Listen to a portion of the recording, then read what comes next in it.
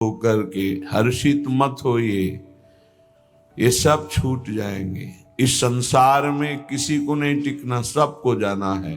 इसलिए हे भाई, उद्दंडता नहीं, मनमानी आचरण नहीं, प्रभु का आश्रय लेकर धर्म आचरण करते हुए नाम जप करो, जीवन का परम मंगल हो जाएगा। उपासक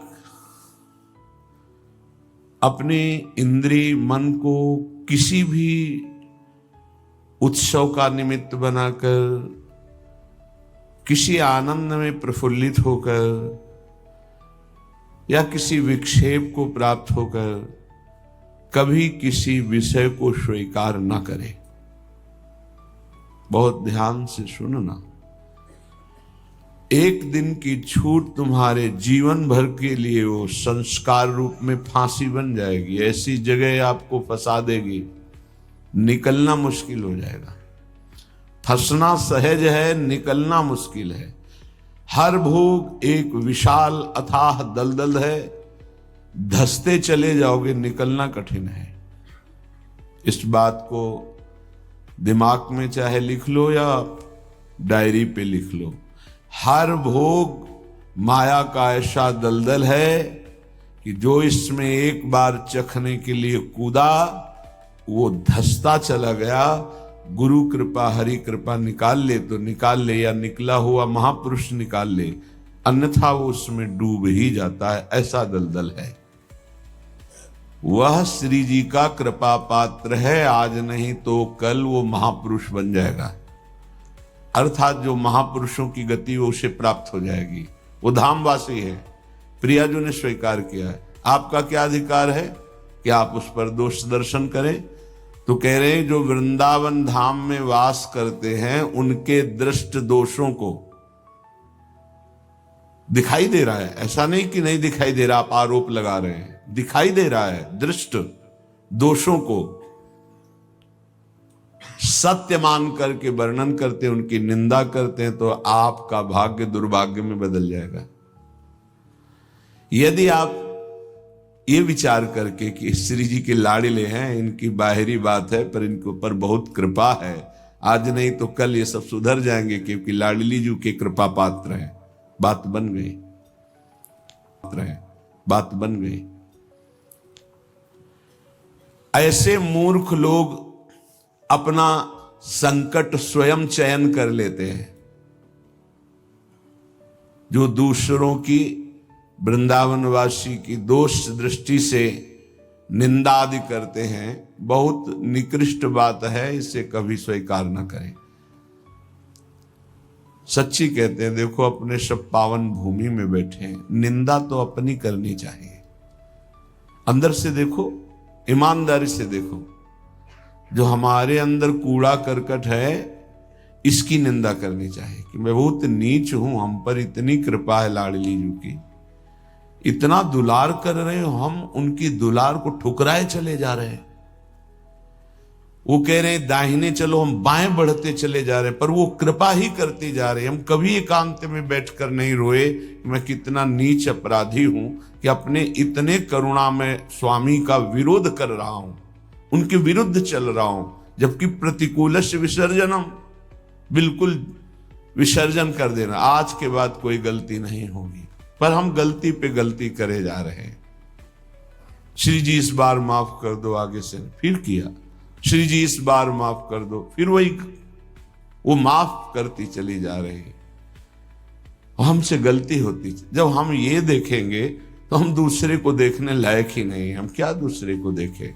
हम अच्छे हों तो दूसरे को देखें, और जब सच्चाई में तुम अच्छे हो जाओगे तो दूसरे के दोष नहीं दिखाई देंगे, सब में अपने प्रभु दिखाई देंगे। इसलिए श्रीपाद कह रहे हो, मूर्ख लोग अपने संकट को बुलाते हैं, संकट का निर्माण करते हैं। ये बहुत भयावह बात है कि किसी वैष्णव या किसी वृंदावनवासी की निंदा बिल्कुल भूलकर मत करना। ये ब्रजवासी जन भगवान के लाडले हैं। देवराज इंद्र को भ्रम हो गया, घुटनों पे आ गए, तब भगवान ने क्षमा किया। जाओ, त्रिभुवन पति घुटनों पे बैठे थे इसी रज में। ये जो गोविंद कुंड है ना, घुटनों पर थे, नाथ क्षमा कर दो, तो जाओ। ऐसा अहंकार मत करो कि तुम्हारे द्वारा पूरी सृष्टि चल रही है। ये ब्रजवासी हमारे प्राण हैं, अगर इनको कोई संकट तो फिर हम उसको महासंकट में डाल देंगे। हमारे ब्रजवासियों को कोई ना छेड़े। भगवान कह रहे मेरे प्राण हैं ब्रजवासी जन। देवराज इंद्र से ज्यादा नाराज नहीं हुए।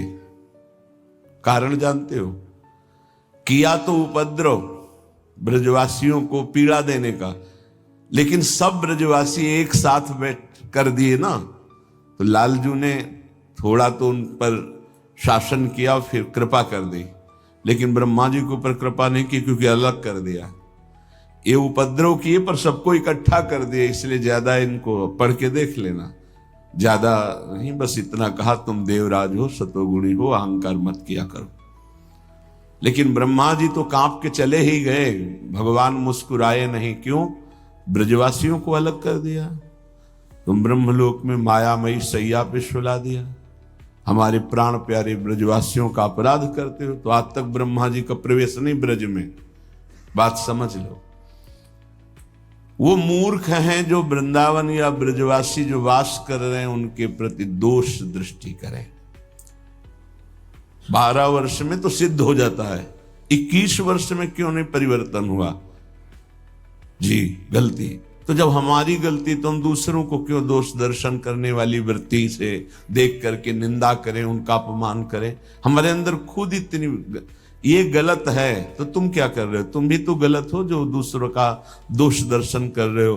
परमार्थ कहता है किसी के भी ना दोष देखने ना गुण देखने, सब में भगवत भाव देखना।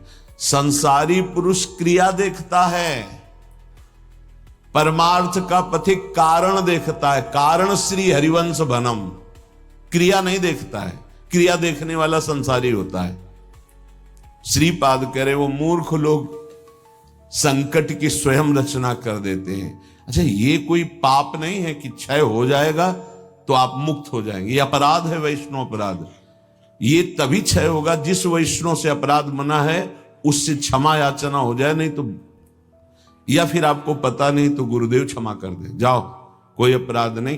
तो अखंड मंडलाकारम व्याप्तम चराचरम, गुरुदेव सब में व्याप्त है, हर अपराध क्षमा कर सकते हैं वो। गुरुदेव अगर कह दे जाओ कोई अपराध नहीं, तो कोई अपराध नहीं। गुरु महिमा बहुत बड़ी है। मंत्र मूलम गुरु वाक्यम, मोक्ष मूलम गुरु कृपा। हर अपराध से मुक्ति के लिए गुरुदेव है। गुरुदेव मुझे पता नहीं क्या अपराध बन गया, लेकिन है कोई अपराध, क्षमा कर दो। उन्होंने कहा जाओ कोई अपराध नहीं, तो पूरी सृष्टि का अपराध क्षमा हो जाएगा। गुरुदेव में ऐसी सामर्थ्य, वो भगवान का साक्षात कृपा वपु है। कभी किसी को ऐसा महसूस हो तो अपने गुरुदेव भगवान से क्षमा मांग ले। अगर नहीं पता चलता कि किस वैष्णव का अपराध बना है तो गुरुदेव से क्षमा मांग ले। श्रीपाद कह रहे हैं ऐसे व्यक्ति हमारे चाहे प्राण संकट में पड़े हो, कभी समीप ना आवे, मैं इनका दर्शन न करूं और इनका संभाषण न सुनूं। जो संतों की, ब्रजवासियों की, वैष्णवों की, भगवत भक्तों की निंदा करते हैं, ऐसे लोग हमारी दृष्टि में ना आवे, कभी हमारे कान में इनकी आवाज ना पड़े, और कभी प्राण संकट होने पर भी मैं इनकी सेवा स्वीकार ना करूं। ऐसे लोगों का विषय सेवन करना, दिया हुआ भोजन पाना, या उनके पास बैठना, या उनकी दर्शन करना, इस सारे साधन को हास्यास्पद बना देते हैं। उपहास योग, अर्थात कुछ नहीं रह जाता जो ऐसे लोगों का संग करता है। अपराध नहीं, निंदा नहीं होनी चाहिए, बहुत सावधान। पूज्य श्री चंद्रशेखर बाबा जी महाराज वो कहते थे कि ब्रजरज, ब्रजलता और ब्रजवासी, इन तीन से श्रद्धा बिगड़ गई तो बात तुम्हारी बनेगी नहीं। उनके श्रीमुख के शब्द थे कि तुम रेगिस्तान में वास कर लो तो तुम्हारा कल्याण हो सकता है, लेकिन ब्रजवासी, ब्रजरज, ब्रजलता, इनका अपमान अपराध करोगे तो वृंदावन में तुम्हारा कल्याण होने वाला नहीं है। वो डायरी में लिखा हुआ पूज्य चंद्रशेखर बाबा जी महाराज, वे भी 25 वर्ष पहले की बात, प्रारंभ में ही दर्शन के लिए। तो यहां श्रीपाद कह रहे हैं ऐसे मूर्ख लोग अपने संकट का स्वयं निर्माण कर लेते हैं। किसी भी विषय में क्यों ना हो, जो वृंदावन वासियों की निंदा करते हैं उनका मैं दर्शन न करूं कभी, कभी संभाषण न करूं, कभी दिया हुआ कोई पदार्थ या विषय सेवन न करूं। उपासक को सावधान रहना चाहिए। अपना काम बनाने आए हो कि तुम यहां सृष्टि सुधारने आए हो? देखो तुम्हें पक्की बात बता दे, भगवान भी पूरी सृष्टि को नहीं सुधारे। जब अवतार लिया तो जो भगवान की शरण में हुए, सन्मुख हुए, उन्हीं का उद्धार हुआ। ध्यान रखना, चाहे काम से, चाहे द्वेष से, चाहे राग से, चाहे भक्ति से, कैसे भी अवतार के समय जो भगवान से जुड़े वो परम पद को प्राप्त हुए। भगवान के अवतार के समय हम लोग भी होंगे, कीड़ा मकोड़ा, दीमक, चींटी चीटा जो बने होंगे, तो हमारा उद्धार नहीं हुआ। जो सन्मुख हुए, नाम जप किया, उन्हीं का उद्धार हुआ। ये बात पक्की समझ लो। तो भगवान अवतार लेकर के जगत मंगल के लिए आए, पर जो भगवान की शरण में हुए, सन्मुख हुए, उन्हीं का कल्याण हुआ। तो आज भी भगवान हैं, उनका नाम है, उनका रूप है, उनकी लीला है, ये उनका धाम है। जो सन्मुख होंगे, ठीक से चलेंगे, वो भगवान को प्राप्त होंगे। वो गुरु नहीं है जो अपने शिष्य को भगवत प्राप्ति न करा दे, मृत्यु के पास से छुड़ाकर अमर पद न प्रदान कर दे। वो गुरु नहीं। गुरु न सस्यात्, वो कैसा गुरु जो अपने शिष्य को भगवत प्राप्ति न करा दे। वो कुटुंबी स्वजन नहीं है जो भगवान के भजन में ना लगा दे। अगर भगवान का भजन नहीं करने देता तो जाके प्रिय न राम वैदे ही तजिए ताहि कोटि बैरी सम जद्यप परम सने ही। वही कुटुंबी है जो भगवान के भजन में लगा दे। जो भगवान के भजन में विघ्न पैदा कर दे, भगवान में ना लगने दे, वो हमारा कुटुंबी नहीं, वो हमारा स्वजन नहीं, वो हमारा करोड़ों वैरियों के समान है। पिता न सास्यात्, वो पिता नहीं है जो मुझे भगवान के मार्ग में ना बढ़ाए, बढ़ने से रोक दे। वो पिता नहीं।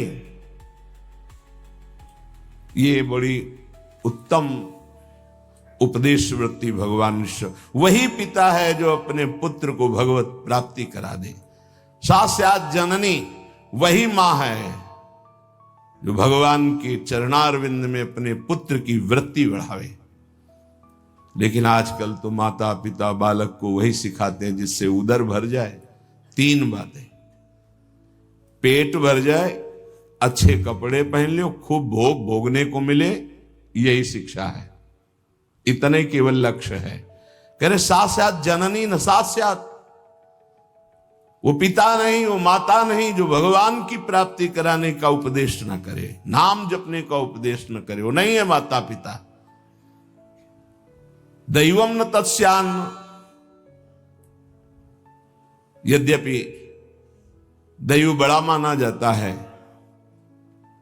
पर वो दैव किस काम का जो हमें भगवान का भजन ना करने दे, विमुख कर दे। और सही बतावें, दैव कुछ है ही नहीं, हमारे कर्म ही हमारे दैव हैं। मानव जीवन मिला है इस दैव वाली बात को व्यर्थ कर देने के लिए। भजन करो इतना डट के, हर प्रारब्ध क्षीण हो जाए, हर कर्म भस्म हो जाए। दैव आलसी पुकारा, खूब नाम जप करो। कह रहे वो पाणी ग्रहण करने वाला पति नहीं है जो श्री कृष्ण की प्राप्ति करने में बाधा पहुंचा दे। जो श्री कृष्ण की प्राप्ति कराने का सहयोग दे वही पति है। जो संसार से मेरे को मुक्त करेगा वही गुरु, वही पिता, वही माता, वही भाई, वही स्वजन, वही पति, वही संबंधी, अन्यथा नहीं। बहुत हृदय संभाल करके अब सुनिएगा। निष्किंचनस्य भगवद भजनोन्मुखस्य पारम परम जिगमिशोर भवसागरस्य संदर्शनम विषयिणामथ योषितांच हा हंत हंत विषभक्षणमतोप्य साधु। हे साधु, विरक्त, बहुत खेद और दुख की बात कि यदि संसार रूपी समुद्र से पार जाने के लिए तुमने विरक्त भेष ले लिया, वैराग्य भेष ले लिया और विषयी पुरुषों का संग करते हो और विषयी स्त्रियों का संग करते हो, तो इससे अच्छा है कि जहर खा के अपनी शरीर की वृत्ति पूरी कर देनी चाहिए। हा हंत हंत विष भक्षणा तो पिशादो, दूसरा भाव कि इससे अच्छा तो जहर है कि बहुत से बहुत शरीर ही छूटेगा, लेकिन ये विषय तो अनेक जन्मों तक तुम्हें नरक पहुंचा देगा। सचमुच सचमुच भगवान की भक्ति निष्किंचन ज्ञाननिष्ठ वैराग्यनिष्ठ जो है वही पूर्ण रूप से कर पाते हैं। जब कोई भगवान के मार्ग में चलता है तो ये 3 खाइयां होती जहां उसको माया गिराती है। पहली खाई है कंचन, वित्त तृष्णा, रुपया पैसा का संग्रह करना। ये देखा है, समझ नहीं पाया जाता और धोखा हो जाता है। थोड़े थोड़े रुपये संचय करते हुए पधार गए, वो रुपये विषयी पुरुषों ने प्रयोग किए। बड़े बड़े चरित्र देखे हैं, स्वयं कभी खर्चा नहीं किया, संतों की सेवा में नहीं लगाया, समाज की सेवा में नहीं लगाया, बड़े बड़े बॉक्सों में बंद करके रख के और पधार कर चले गए। बाद में उनके परिवार के जनों ने अधिकार कर लिया। बहुत बड़ी गलती। साधु को कभी भी अपने नाम पैसा नहीं रखना चाहिए, ये लिख लीजिए। गुरु के द्वारा सेवित हो या इष्ट के द्वारा सेवित हो, अन मांगे आगे आवे गो, स्वामी जी महाराज कह रहे, स्वामी हरिदास जी। बिल्कुल ऐसा न सोचे कि मैं इतने लाख जमा कर लूं तो पूरे जीवन आराम से खाऊंगा। तो प्रभु का भरोसा नहीं, लक्ष्मीपति का, कि जिस समय जरूरत होगी बिना दस्तखत के तुम्हारे पास आ जाएगा। जैसे बैंक में जाओ दस्तखत करो फिर पैसा मिलता है, यहां दस्तखत की भी जरूरत नहीं, ठीक समय पर वो वस्तु पहले से आ जाएगी, पक्का समझ लीजिए। फिर इसके बाद है कामिनी।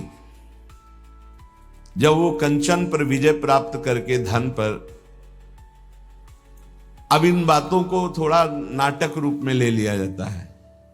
एक परमहंस जी हमें मिले यमुना के किनारे, बड़े ही वीतराग ब्रह्मलीन महापुरुष। तो जिस आश्रम में हम थे वो यमुना के पावन पुलिन पर था। ये बात है बिंदौर, जब भ्रमण करते तब की बात। उस पार इछावर है, इस पार बिंदौर। तो जिस आश्रम में रुके थे सब, तो उनसे प्रार्थना की कि स्वामी जी आप रुक जाइए एक रात्रि, वो भी संभाषण दर्शन का सौभाग्य मिलेगा। बड़े ही महापुरुष, छांदोग्य उपनिषद पास, बस लंगोटी इतना अचला, एक छड़ी, क्या ब्रह्म मूर्ति तेजो में। स्वीकार कर लिया। तो तखत में गद्दा बिछाकर ऐसे ऊपर वस्त्र, उनका नहीं नारायण, हम ऐसी जगह बैठते हैं जहां कोई उतार ना सके। बोरा बिछाइए, बोरा में। तुमको स्वामी जी आपके लिए नहीं, ये यहाँ की मर्यादा, संतों की मर्यादा पर ये गद्दा, ये इसके ऊपर पलंग पोष, ये संतों की मर्यादा नहीं होती। बेटा जमीन में बिछाओ। ऐसे एक एक चेष्टाएं उनकी थी कि थप्पड़ की तरह पड़ती थी। तो उनका, महाराज यहाँ के महंत कौन है, तुम हो? उनका नहीं महाराज जी, हम तो यहाँ विचरण करते हुए। अच्छा, यहाँ के महंत कौन? उनका बाहर गए हुए हैं। पर महाराज जी वो भी बहुत त्यागी, पैसा नहीं लेते। इतनी जोर बालवत हंसे कस के, बोले आश्रम उन्हीं का है? जी पैसा नहीं लेते। नहीं तो ये कैसे चलता है? तुमका जब वो जाते हैं और कोई दक्षिणा देता है तो ऐसे अचला में बंधवा, फिर तो जो हंसे के आपसे अचला में बंधवा लेते, पैसा लेते नहीं। क्या यार, उनका क्या नारायण, तुम भी विनोद करते हो, ये है क्या? तुमका सही महाराज जी। बोले जब यहाँ आते तब तो उनका जो सेवा में रहते हैं वो खोल लेते हो, फिर ऐसे कार्य। बेटा इसे त्याग नहीं कहते, इसे त्याग। उसी दिन उनके साथ कई 60 किलोमीटर एक सांस में चलते थे। हमारी तो हालत खराब हो गई, पीछे भागते हुए। हमको स्वामी जी 3 दिन के आगे चौथे दिन नहीं चल पाए। ब्रह्माकार वृत्ति लिए कमंडल 60 किलोमीटर तक चल, न खाना न पीना न कुछ। कोई बोल दे स्वामी जी कुछ पालो तो पाले, नहीं बोले तो एकदम पुष्ट। क्या उनका स्वरूप उन्होंने बताया। जो 3 दिन साथ रहे तो वैराग्य क्या क्या स्वरूप है, स्वरूप का क्या बोध है, कैसी अद्भुत उनकी ज्ञान निष्ठा। कैसा महापुरुषों का अगर एक क्षण भी संग मिल जाए तो जीवन का रंग बदल जाता है। 1 रुपया पास रहे और कभी भी किसी नगर में भिक्षावृत्ति नहीं करना, आकाश वृत्ति से जहां चल रहे हैं वो का भारत की समस्त नदियों की 2-2 बार परिक्रमा हो गई। ऐसे महापुरुष बहुत। तो कंचन और कामिनी, कामिनी का तात्पर्य हर इंद्रिय संयोग से है और विशेषतर जनेंद्रिय के संयोग से है। जब साधक क्रॉस करना चाहता है माया को, कंचन को क्रॉस कर गया, तो फिर कामिनी का आकर्षण जिस कोटि का महात्मा होता है, साधक होता है, जिस कोटि का, अगर वो मृत्यु लोक की किसी कामिनी से परास्त हो सकता है तो उसे भेज दिया जाएगा, नहीं तो फिर स्वर्गलोक और नहीं तो फिर ब्रह्मलोक। और जब यहां से लेकर ब्रह्मलोक तक के भोग उसे परास्त नहीं कर पाते तब रिद्धियां सिद्धियां, इसके बाद भगवत प्राप्ति। एक परीक्षा का क्रम है। फिर तीसरा है कीर्ति, मतलब पहले में ही जैसे 1 लाख चले तो पहले में ही बहुत मार के गिरा दिए गए कंचन में, फिर कुछ बचे तो कामिनी में, फिर जो बचे तो कीर्ति में। जो कामिनी कंचन कीर्ति तीनों को पार कर गया, तभी वो कहा गया को एक पाव भगति जिमि मोरी, वृष्टि शारदी कहूं कहूं थोरी। जैसे शरद में कहीं कहीं वर्षा होती है, ऐसे कोई बिरला मेरा भक्ति को प्राप्त, वही बिरला जो इन 3 पर विजय प्राप्त कर लेता है। इनमें ऐसे सुखों का आकर्षण ब्रह्मा जी ने रखा है, कामिनी कंचन कीर्ति, कि ऐसा लगता है तो भगवान तो मिल ही जाएंगे।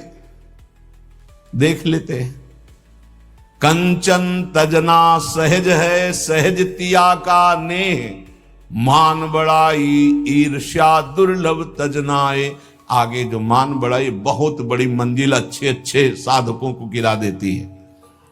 चलन चलन सब कोई कहे, बिरला पहुंचे कोई।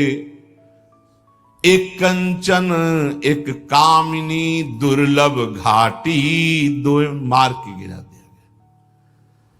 एक कंचन एक कामिनी, ये लांबी तलवार आए थे हरिभजन को बीचे देने का। ये घाटियां वही नहीं पार कर पाता जो भगवत